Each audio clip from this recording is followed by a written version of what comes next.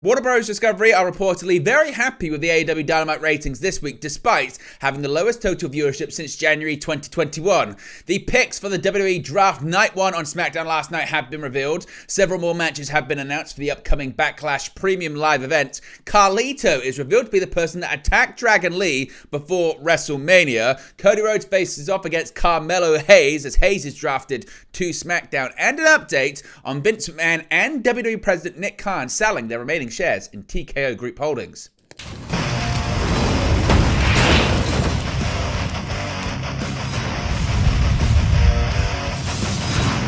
Hey guys, welcome back to Wrestling News 365. Hope everyone is doing very well. As always, there are plenty of news stories to get into in the world of professional wrestling. Let's start off talking about the ratings for AEW Dynamite and the reaction from Warner Bros. Discovery to them this past Wednesday, despite not being too great. And as I mentioned, the lowest total viewership since January 2021 and the lowest 18 to 49 demo since June of 2020. Now, the April 24 edition of AEW Dynamite has people talking for a variety of reasons. The show saw Jon Moxley make his first defense of the IWGP World Heavyweight Championship. Swerve Strickland wrestled his first match as AEW World Champion. And the Elite closed out the show by recruiting Jack Perry to the group and attacking the company CEO Tony Khan. Despite all of those major events, though, the show averaged its lowest total viewership since January 2021, excluding any episodes that were preempted.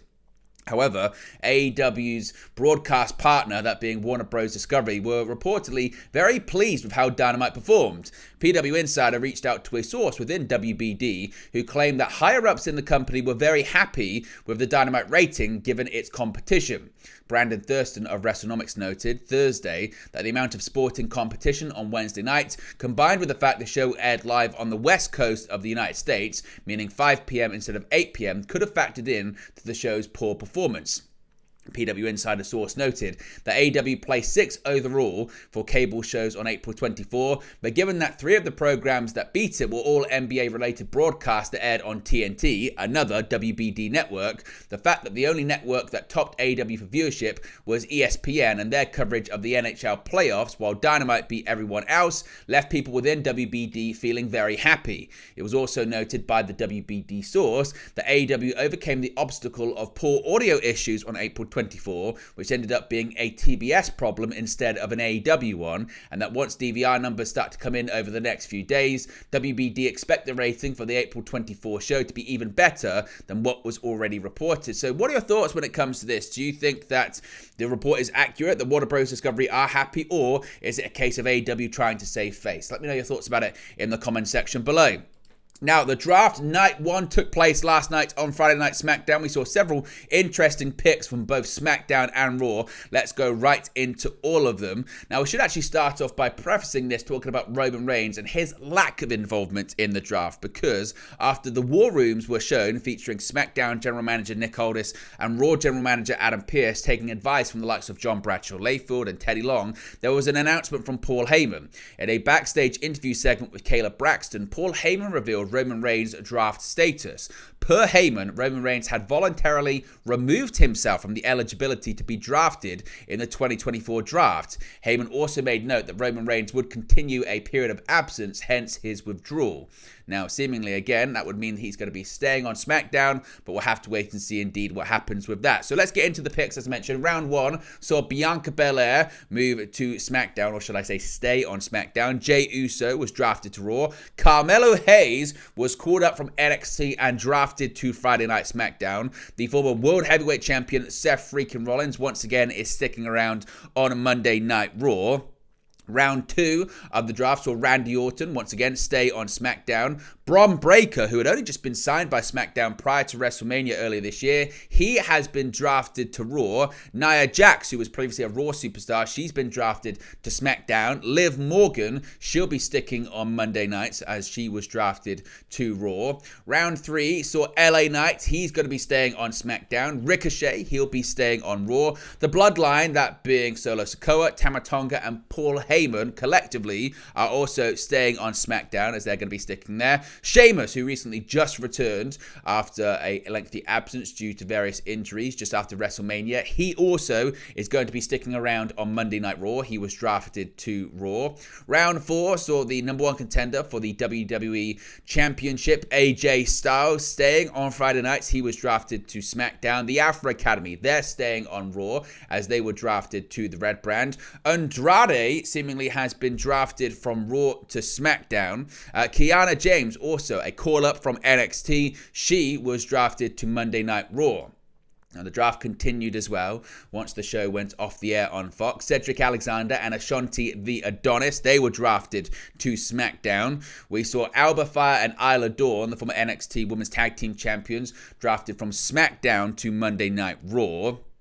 Baron Corbin, of course, recently, he's been on NXT as part of the NXT Tag Team Champions alongside Bron Breakker. With Bron Breakker going to Monday Night Raw, it now has been confirmed that Baron Corbin, he's back on the main roster and he's been drafted in the opposite direction. He is going to SmackDown. Ivar is going to be sticking to Monday nights as he was drafted to Monday Night Raw.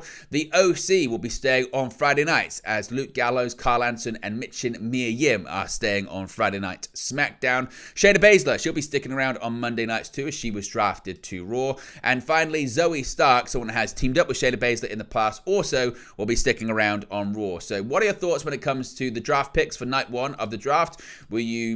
Did you think it was good? Was it underwhelming? Let me know your thoughts and reaction to it in the comment section below. Now, Backlash is coming up next week in France, and several more matches have been announced to the upcoming Premium Live event. The 2024 WWE Draft may be ongoing after Friday's SmackDown, but there was other business to be handled, namely filling out the card for next Saturday's Backlash Premium Live event in Lyon, France. Bianca Belair was the first overall draft pick for SmackDown, and after her selection, Kayla Braxton spoke with her about being picked first. During Belair's conversation with Kayla, she stated that the Kabuki Warriors will defend their Women's Tag Team Championships against Bianca Belair and Jade Cargill at Backlash. After she was interrupted by the Kabuki Warriors themselves, Cargill came out to even the odds. Cargill's draft fate remains unknown, however, as she isn't eligible to be drafted until Monday's edition of Raw. As Belair and the tag team champions were exchanging words, Kevin Owens and Tama Tonga were exchanging blows and fought their way between the women like they weren't even there in a continuation of the brawl they had started backstage. Solo Sikoa joined the beatdown of Owens until Randy Orton made the save. Prior to the show's main event, Nick Aldis was joined by former SmackDown General Manager Teddy Long to announce what else? A tag team match player, as Randy Orton and Kevin Owens will spend Backlash battling the bloodline, that being Solo Sikoa and Tama Tonga, in his first match inside of a WWE ring. Finally, Naomi faced off against Tiffany Stratton to determine the number 1 contender for Bayley's WWE Women's Championship. During the match, however, Bayley was minding her business on commentary when the newly drafted Nia Jax attacked her. Naomi came to Bayley's aid, making herself the target of Jax's wrath, and the referee declared the match a no contest. Afterwards, Stratton hit another prettiest moonsault ever on the champion and Naomi. Long later announced a triple threat match at Backlash between Bayley, Naomi, and Stratton.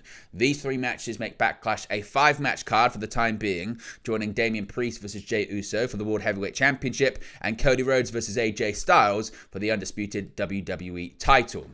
Now, we got some answers Friday night on SmackDown, particularly to the question, who attacked Dragon Lee before WrestleMania? Now, the big post-WrestleMania 40 surprises weren't finished on SmackDown on Friday, as the identity of Dragon Lee's pre-Mania attacker was revealed, and it wasn't Santos Escobar of Legado del Fantasma to take out Dragon Lee before the event, but the LWO's own Carlito. Lee was set to team alongside Rey Mysterio to take on Escobar and Dominic Mysterio on the grandest stage of them all, but he was taken out the Friday before WrestleMania weekend backstage. The LWO assumed Lee's attacker was Escobar and replaced him with Andrade rather than Carlito in the WrestleMania match. Lee and Mysterio finally teamed together on SmackDown to take on Angel and Humberto. The LWO got the win after Mysterio hit the 619, and Lee followed up with a Project Dragon and got the pinfall. Following the match, Escobar headed down to the ring and said he wasn't the person to attack Lee before WrestleMania and he wasn't lying. Escobar said Elektra Lopez had been working for weeks to find the security footage of the attack, and Santos played it for the audience and the LWO members in the ring. The video showed Carlito attacking Lee backstage. Mysterio and Lee, alongside Zelina Vega, looked Carlito in shock, and obviously flustered Carlito threw Lee into Mysterio and hit a backstabber on the Hall of Famer, and Dragon Lee rather, before running off into the crowd. So what do you make of this angle? What do you think is next for Carlito? Let me know your thoughts about that in the comment section below.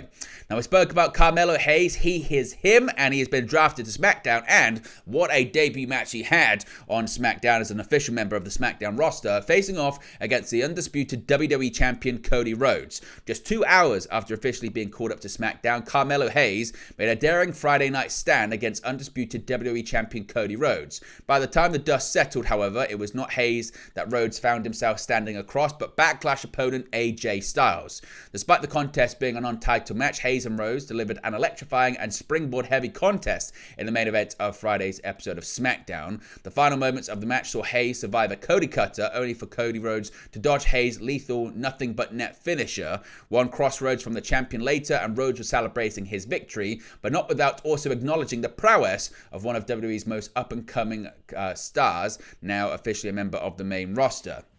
Rhodes' victory had barely sunk in before AJ Styles appeared behind the winded champion. Rhodes raised the title over Styles in classic champion fashion, and the two wearily shook hands as the show went off the air. Early on that night, Styles and Rhodes opened the show with a contract signing for their match, where Rhodes called his match with Styles a must-win. Styles bested LA Knight last week on SmackDown to cement himself as the #1 contender for Rhodes' undisputed WWE Championship, and Rhodes' first opponent in his first WWE World title run. The two are slated to compete for the undisputed WWE Championship on May 4th at Backlash, which will be held, as I mentioned, in Lyon, France. Now, a bit of an update as well when it comes to Vince McMahon and also Nick Khan selling their remaining shares in TKO. Now, we brought you the story last night. It was reported by Sportico that former WWE chairman Vince McMahon is in the process of selling his remaining shares in TKO and WWE, according to a new stock prospectus filed Friday, April 26. In the new filing, it was confirmed that McMahon's remaining 8,021,405 shares are now available, and if sold, would effectively end McMahon's association with WWE. Now, interestingly, which got a lot of people talking, as well as McMahon's shares, a further 234,424 belonging to WWE President Nick Khan and 3,508 shares belonging to TKO board member Steve Koonin are also registered. Although the shares are listed for sale, there is no guarantee they will be sold. However, in McMahon's case, the 78-year-old has been shifting his stock in large quantities as of late, and it's very likely his stock will be sold.